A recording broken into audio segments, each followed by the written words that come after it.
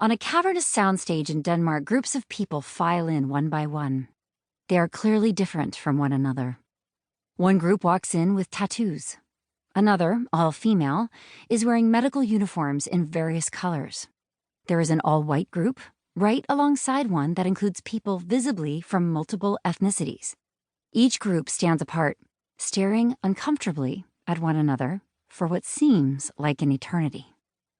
Finally, a host comes in to explain what is about to happen. "I'm going to ask you some questions today," he says. "Some of them may be a bit personal, but I hope you will answer them honestly." The first question immediately reduces the tension. Which one of you was the class clown? A smattering of people from each cluster comes forward.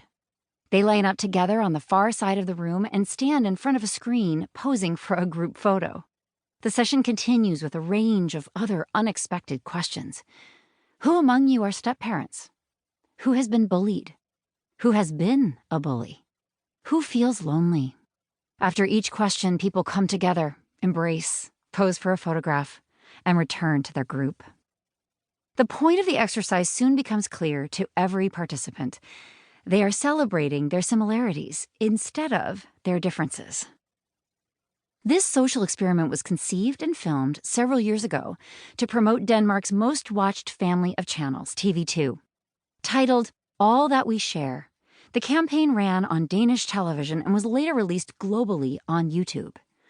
It quickly went viral, racking up nearly 300 million views.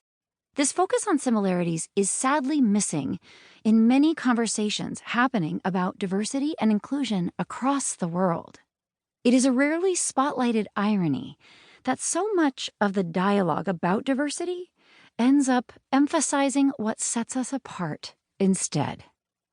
You can see this splintered approach in the structure of many live and virtual events aimed at exploring the theme of diversity.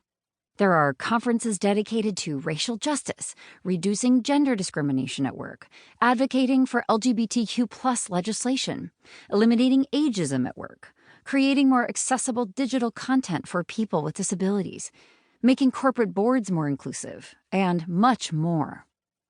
These conferences host important conversations, and they offer a safe space for people who have been excluded and marginalized to share their experiences freely and have their points of view heard and discussed.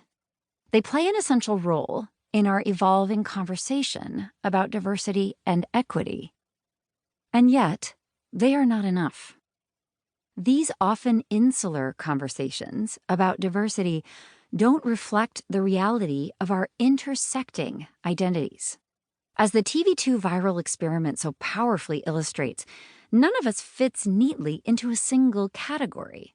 We exist through intersections, but our conversations about diversity regularly push us to pick one dimension of ourselves at the expense of others. These dimensions are the lenses that shape how we perceive our place in the world.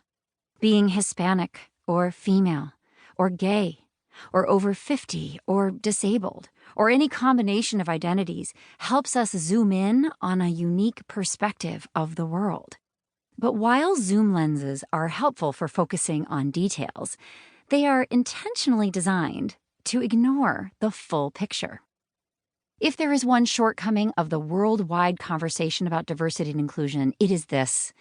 Focusing on only one aspect of our identities prevents the opportunity to better understand ourselves and others outside that one label.